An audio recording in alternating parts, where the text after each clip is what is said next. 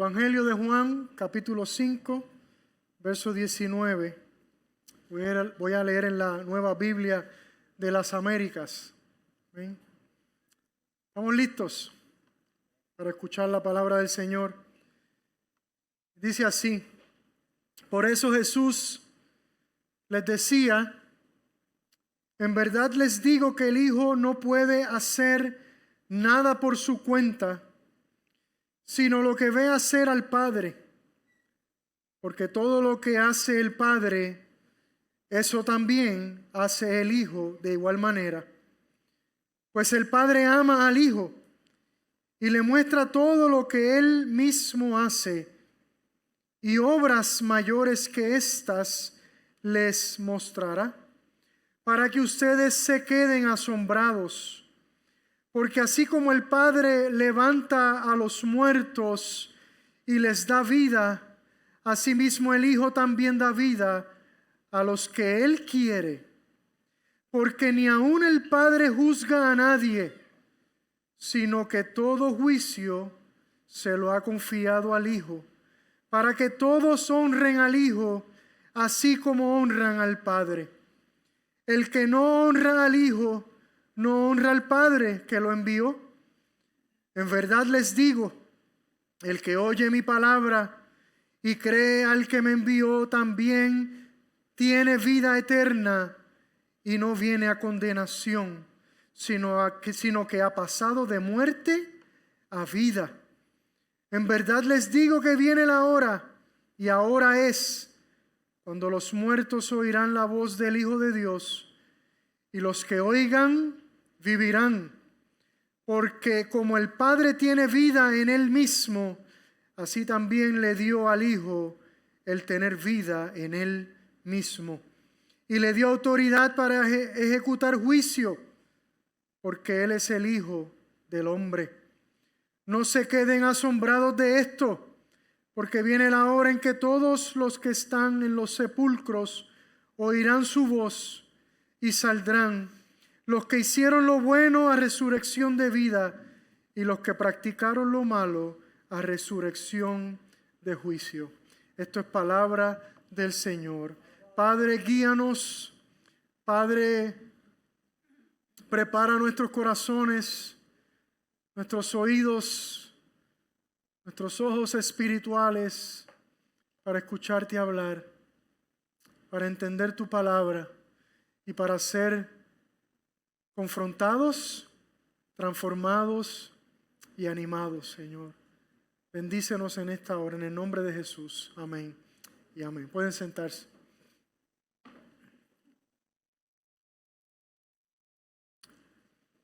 Qué bueno estar aquí. Qué bueno estar aquí después de un tiempito. Mientras cantábamos y adorábamos, pensaba que al pastor le pasa lo mismo que le pasa a ustedes. Mi carne no quería regresar de las vacaciones, pero al estar aquí cantando juntos, me di cuenta que mi alma sí anhelaba estar aquí. Amén. Yo sé que eso, usted me entiende lo que estoy diciendo. Es maravilloso estar juntos y adorar juntos. Ya estamos en la recta final de esta jornada. Hemos dedicado este tiempo para intencionalmente conocer, reflexionar y sobre todo celebrar y gloriarnos en aquellos fundamentos que nos distinguen como aliancistas. Pero más que como aliancistas, como cristianos, como creyentes en el Evangelio puro, en la sana doctrina, en una fe no adulterada. Amados, cada uno de estos artículos son una buena noticia para aquellos que le pertenecemos a Dios. Por eso deben ser de un gran motivo de alegría y gozo. Si estas verdades no traen un gozo increíble a tu corazón, es muy probable que aún estés perdido en tus delitos y pecados. en medio de un mundo con una realidad tan fluida, tan inestable e inconstante, aquellos que le pertenecemos a Dios tenemos un fundamento, como cantábamos. Estamos parados en una roca firme. No somos como aquellos que construyen su casa sobre la arena. No, nuestra casa está construida sobre un fundamento sólido, inconmovible, inquebrantable.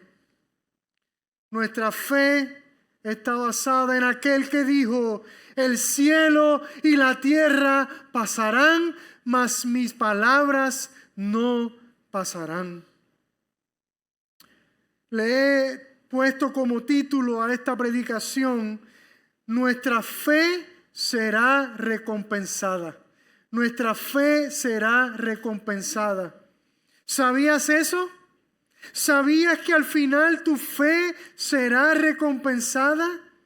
¿Puedes creerlo? ¿Puedes saborearlo?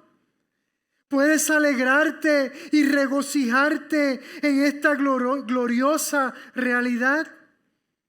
Que en el día final tú y yo vamos a decir: todo el esfuerzo, todos los sufrimientos, todos los sacrificios, todas las pruebas, todas las luchas, todas las lágrimas, las noches perdidas, los tiempos de escasez, todos los momentos de necesidad, todo valió la pena. Todo valió la pena.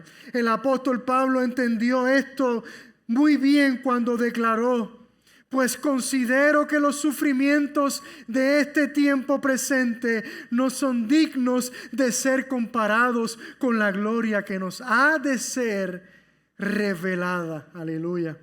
Romanos 8:18. ¿Y por qué digo que al final nuestra fe será recompensada? Bueno, porque nosotros creemos y afirmamos dos doctrinas importantísimas: la doctrina de la resurrección y la doctrina del juicio final. Y eso precisamente es lo que plantea el penúltimo artículo de nuestra declaración de fe, el artículo número 10. Que dice de esta manera: habrá una resurrección corporal de todas las personas. Nuestro Señor Jesucristo juzgará con perfecta justicia cuando los impenitentes e incrédulos sean resucitados a la angustia consciente de la separación eterna de Dios, y los creyentes arrepentidos sean resucitados al gozo sin fin de la vida eterna con Dios. Lo primero que nos plantea este artículo es que en el día final habrá una resurrección corporal de todas las cosas, de todas las personas, de todo ser humano que ha existido. Nadie se quedará dormido. Todos resucitarán, desde Adán hasta el último que fallezca ese día por la tarde. El apóstol Pablo, presentando defensa ante el gobernador romano Félix, declaró lo siguiente en Hechos capítulo 24. Dice: teniendo yo la misma esperanza en Dios que estos, refiriéndose a los creyentes, que ellos también abrigan, de que ciertamente habrá una resurrección tanto de los justos como de los impíos. Amados, la muerte no es el final. La expresión más absurda del mundo es la siguiente: comamos y bebamos, que mañana moriremos. O vivamos la vida como nos dé la gana, si total el día que muramos todo acabará. Y lamentablemente ese es el espíritu de este mundo. Ese es el espíritu de esta generación. Pero nosotros no somos de los que pensamos de esa manera. Nosotros creemos que lo que hacemos en esta vida, que las decisiones que tomamos, que la manera como vivimos tendrá consecuencias en el día final, para bien o para mal.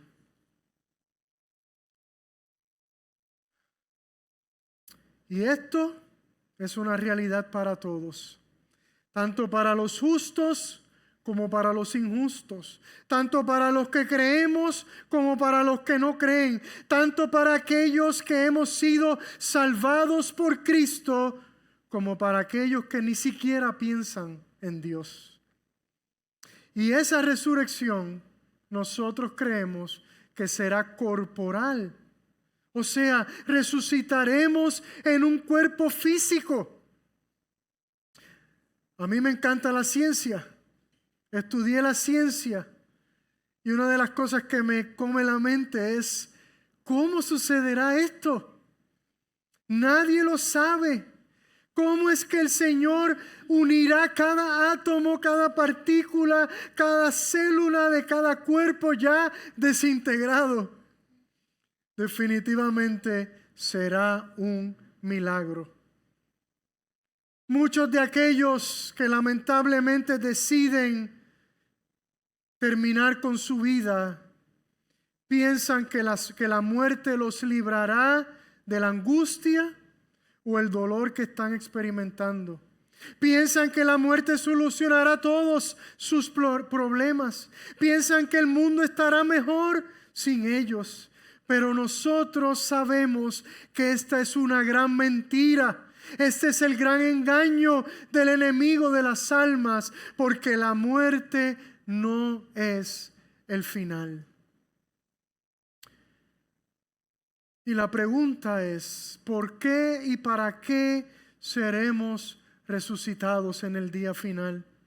Porque nuestro Señor Jesucristo, un glorioso día, regresará a juzgar con perfecta justicia.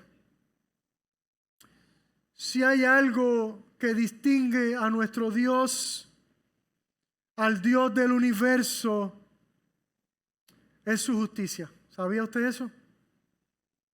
Delante de Dios no hay tal cosa como que alguien se salga con la suya. Un día todo lo oculto saldrá a la luz. Un día todo acto de maldad, todo acto de violencia, todo acto de claro menosprecio a la vida, toda ofensa contra Dios y contra su creación será juzgada. Y Él juzgará no solo porque es justo, sino porque Él es santo. Y para nosotros, aquellos que hemos sido salvados por Él, esta es una buena noticia. Sí, es una buena noticia. El mundo no tiene otra alternativa más que confiar en la justicia terrenal. Resulte justa o injusta, sea suficiente o deficiente. Pero nosotros confiamos en que un día se hará perfecta justicia, porque el que juzgará es aquel que todo lo ve y que todo lo conoce. En su discurso evangelístico a los atenienses, el apóstol Pablo declara, porque Dios ha establecido un día en el cual juzgará al mundo en justicia por medio de un hombre a quien Él ha designado, habiendo presentado pruebas a todos los hombres cuando los resucitó de entre los muertos. Amados, si Cristo no hubiese resucitado, sería absurdo y hasta ridículo estar hablando de asuntos del día final y de justicia. Pero es su resurrección el fundamento, la base de lo que creemos y de lo que afirmamos. Porque Él es el único hombre que vivió en esta vida, en este mundo, una vida perfecta, en perfecta obediencia, sumisión y armonía con el Padre. Por eso fue designado como juez de todos los hombres. Ese hombre, Jesús, Él mismo declaró en una ocasión: no se queden asombrados de esto, porque viene la hora en que todos los que están en los sepulcros oirán su voz. ¿Cuál voz? La de Él mismo. Y saldrán los que hicieron lo bueno a resurrección de vida, y los que practicaron lo malo a resurrección de juicio. Yo no puedo hacer nada por iniciativa mía. Como oigo, juzgo. Y mi juicio es justo, porque no busco mi voluntad, sino la voluntad del que me envió. En este mundo no existen juicios imparciales ni perfectos. El verdadero juicio imparcial y perfecto ocurrirá en el día final. Ese juicio será justo e imparcial, porque la única motivación de ese juez será la gloria de su Padre. Aleluya. Y en aquel día solo habrá dos sentencias, dos alternativas, dos destinos. Los impenitentes e incrédulos, dice nuestra declaración, serán resucitados, pero a la angustia consciente de la separación eterna de Dios, mientras que los creyentes, aleluya, mientras que los creyentes arrepentidos serán resucitados al gozo sin fin de la vida eterna con Dios. Fíjese cuál es la diferencia fundamental entre estos dos tipos de personas. Y no es el pecado, ya que ese es realmente el denominador común entre todos los seres humanos. La diferencia fundamental es el arrepentimiento. ¿Se dio cuenta? En el mundo solo hay dos tipos de personas: pecadores impenitentes, obstinados, no arrepentidos, y pecadores arrepentidos, no llenos de culpa y de remordimiento, sino genuinamente arrepentidos. Y el factor que lleva al arrepentimiento es la fe. No puede haber un arrepentimiento genuino, o sea, un arrepentimiento que se distinga de la culpa y el remordimiento, si no hay una verdadera y profunda convicción, no solo de nuestro pecado, sino en contra de quién hemos pecado. Por eso el día que el rey David experimentó esa genuina convicción de pecado, exclamó: contra ti solo he pecado y he hecho lo malo delante de tus ojos, de manera que eres justo cuando hablas y sin reproche cuando juzgas. Por lo tanto, es la fe la que nos lleva a un verdadero arrepentimiento, a esa clase de arrepentimiento que satisface al Dios del universo. Es la fe en Dios que nos lleva a entender y a reconocer cuál es nuestra verdadera condición. Es la fe en Dios que nos lleva a darnos cuenta que estamos verdadera e irremediablemente perdidos. Es la fe en Dios la que nos lleva a entender que si Él no interviene, nuestro destino es la condenación eterna. Esa es la gran diferencia, iglesia, entre el impenitente y el arrepentido. El impenitente ni siquiera reconoce su pecado, ni siquiera le molesta, porque al final del día no reconoce a quién es que verdaderamente está ofendiendo. Muchas de las personas que usted ve por ahí, supuestamente arrepentidas, lo que realmente están experimentando es remordimiento o culpa.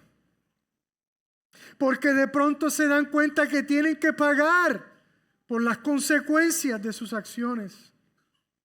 Sin embargo, el arrepentido se dio cuenta que su pecado lo dejó en bancarrota.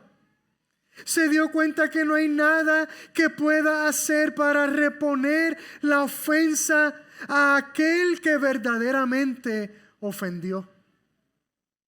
Y cuando llega a ese punto se da cuenta que solo hay una solución a su verdadera condición. Se da cuenta que solo hay una alternativa. Se da cuenta que solo hay un remedio, que el remedio está en Dios mismo. Aleluya. Se dan cuenta que el remedio está en acudir, en confiar y en descansar en la misericordia de ese Dios al cual ha ofendido. Por otro lado, al impenitente lo sorprenderá el día final. ¿Escuchó? Al impenitente lo sorprenderá el día final. Y ese día sus ojos serán abiertos, pero ya será muy tarde. El apóstol Juan, en su gloriosa visión del juicio final, dice: y el que no se encontraba inscrito en el libro de la vida fue arrojado al lago de fuego. Iglesia, ese es el terrible destino del impenitente. Más adelante, en su visión del cielo nuevo y la tierra nueva, el apóstol declara: pero los cobardes, incrédulos, abominables, asesinos, inmorales, hechiceros, idólatras y todos los mentirosos tendrán su herencia en el lago que arde con fuego y azufre, que es la muerte segunda. Fíjese cuál es uno de esos terribles pecados: la incredulidad. Porque es que no hay pecado más grande que este: ignorar o despreciar al Dios del universo, al creador de todo lo que existe. Quizás usted me diga: pero pastor, yo no soy cobarde, ni hago cosas abominables, no soy un asesino, tampoco hago cosas inmorales, ni practico la hechicería. Pero puede que seas un incrédulo. Pero posiblemente eres un mentiroso. Y de seguro te garantizo que eres un idólatra. El apóstol Pablo, en su segunda carta a los tesalonicenses, declara acerca de los impenitentes: estos sufrirán el castigo de eterna destrucción, excluidos de la presencia del Señor y de la gloria de su poder. Algunos creen que el castigo final será la aniquilación total. O sea, que los impenitentes serán extinguidos, que Dios los fulminará y estos dejarán de existir. O sea, que su sufrimiento, aunque terrible, por un momento será temporero y luego acabará. Sin embargo, nosotros no creemos en eso. Nosotros no creemos que esa interpretación sea fiel a las Escrituras y vaya acorde con el cristianismo histórico. Nosotros creemos que los impenitentes sufrirán un castigo eterno. ¿Escuchó? Un castigo que no tendrá fin.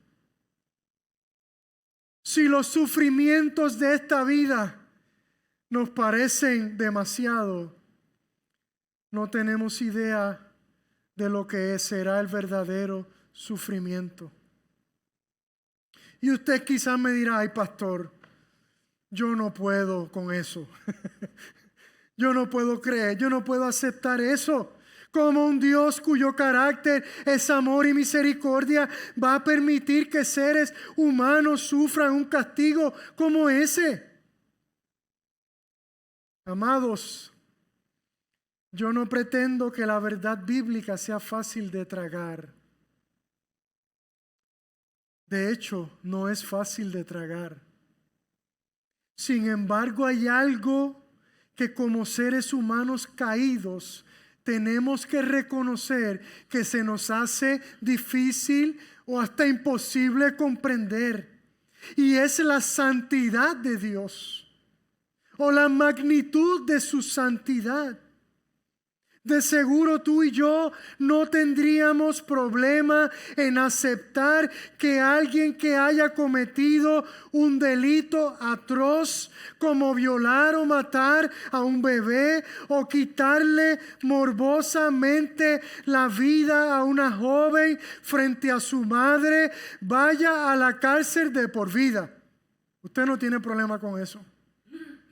Incluso algunos podríamos pensar que hay delitos que son dignos de pena de muerte. Entonces, si nosotros no tenemos problemas con una sentencia como esa en el ámbito terrenal, y si cada día creciéramos en nuestro conocimiento y en nuestra convicción de la santidad de Dios, de seguro la condenación eterna no nos parecería injusta. Y si hay algo en lo que creemos, es que para que Dios sea Dios, su justicia tiene que ser perfecta. Por lo tanto, nada de lo que Él haga será injusto. Pero los cristianos no podemos hablar de esta difícil y terrible noticia si no hablamos de la buena noticia. Hay una buena noticia. Porque nuestra esperanza, nuestro gozo y nuestra alegría es que así como los impenitentes tendrán su destino, aquellos que han reconocido su pecado y han acudido a aquel que único puede salvarles, también tendrán un destino. Y ese destino será diametralmente opuesto al del impenitente. Porque creemos y afirmamos que los creyentes arrepentidos seremos un día resucitados, pero para un gozo sin fin de una vida eterna con Dios. Aleluya.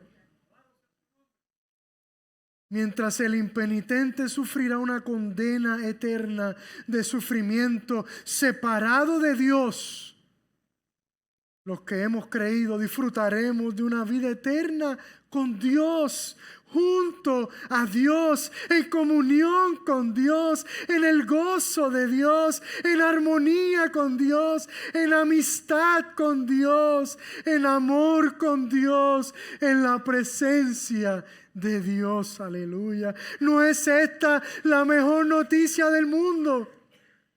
Se fija por qué digo que un día nuestra fe será recompensada. ¿Qué mejor recompensa que tener el privilegio inmerecido de un día estar en la presencia del Dios Santo, eterno? De estar con Él, con nuestro Creador, con aquel que ama nuestra alma por siempre y para siempre. ¿Qué más podemos pedir? En una ocasión Jesús declaró: porque esta es la voluntad de mi Padre, que todo aquel que ve al Hijo y cree en Él tenga vida eterna, y yo mismo lo resucitaré en el día final. ¿Escuchó? ¿Y tú? ¿Has visto al Hijo? ¿Has visto su gloria? ¿Has visto su amor? ¿Has visto su gracia? ¿Has visto lo que hizo? ¿Has visto su sacrificio? ¿Has visto la cruz? ¿Has creído en Él? La palabra que aquí en este versículo se traduce como ve, el que ve al Hijo, no solo tiene que ver con la acción de mirar u observar, sino que la palabra original significa contemplar. Esos son otros 20 pesos. Contemplar algo. Ver al Hijo es contemplarlo. Es contemplar su identidad y su obra. Jesús hizo la promesa más gloriosa del mundo. Si ves al Hijo y crees en Él, tendrás vida eterna y Él mismo te resucitará en el día final. ¿Puedes imaginarlo? Un buen día, de repente despertarás del sueño profundo en el que has estado, abrirás los ojos y lo primero que verás será el rostro de Jesús. Aleluya. El rostro de tu Salvador, el rostro de aquel que entregó su vida por ti, el rostro de aquel que derramó toda su sangre por ti, el rostro de aquel que te amó desde antes de la fundación del mundo. Y seguido a ver su rostro, escucharás su dulce voz que te dirá: bien, siervo bueno y fiel, en lo poco fuiste fiel, sobre mucho te pondré, entra en el gozo de tu Señor. Aleluya. Y esta noticia no es nueva. Muchos siglos antes de que Jesús viniera al mundo, el salmista, inspirado por el Espíritu de Dios, declaró en el Salmo 16: me darás a conocer la senda de la vida. En tu presencia hay plenitud de gozo. En tu diestra hay deleites para siempre. Aleluya. ¿Te fijas por qué le digo que al final podremos decir que todo valió la pena? La esperanza del impenitente está en las cosas de este mundo, en lo pasajero, en lo perecedero, en lo que puede lograr y alcanzar en este mundo. No es, mientras que la esperanza del arrepentido no está en las cosas de este mundo, no está en las cosas que se ven, sino en las que no se ven. La esperanza del arrepentido está en los eventos del día final. El arrepentido no le tiene miedo al futuro, a los eventos del fin. Al contrario, mira al futuro y se ríe, porque sabe que su recompensa y su redención está cerca. Aleluya. Sabe que un día la gloriosa visión del apóstol Juan será hecha realidad. porque entonces vi un cielo nuevo y una tierra nueva, porque el primer cielo y la tierra y la primera tierra pasaron, y el mar ya no existe. Y vi la ciudad santa, la nueva Jerusalén, que descendía del cielo de Dios, preparada como una novia ataviada para su esposo. Entonces oí una gran voz que decía desde el trono: el tabernáculo de Dios está entre los hombres, y Él habitará entre ellos, y ellos serán su pueblo, y Dios mismo estará entre ellos. Y Él enjugará toda lágrima de sus ojos, y ya no habrá muerte, ni habrá más duelo, ni clamor, ni dolor, porque las primeras cosas han pasado. Aleluya. Si esta no es tu esperanza, quiero decirte que tu casa está construida sobre la arena, y en cualquier momento vendrá el huracán y echará todo abajo. Te invito a que desde hoy comiences a construir tu casa sobre la roca, sobre la única roca que podrá sostenerte en esta vida y que te promete un futuro glorioso junto a Él. Te invito a que en este día consideres a Cristo. Te invito a que en este día te detengas y lo contemples, para que dejes de ser un impenitente y te conviertas en un pecador arrepentido. Y a ti, iglesia, te invito a que te pongas de pie, si puedes, y junto a mí declaremos esta gloriosa verdad.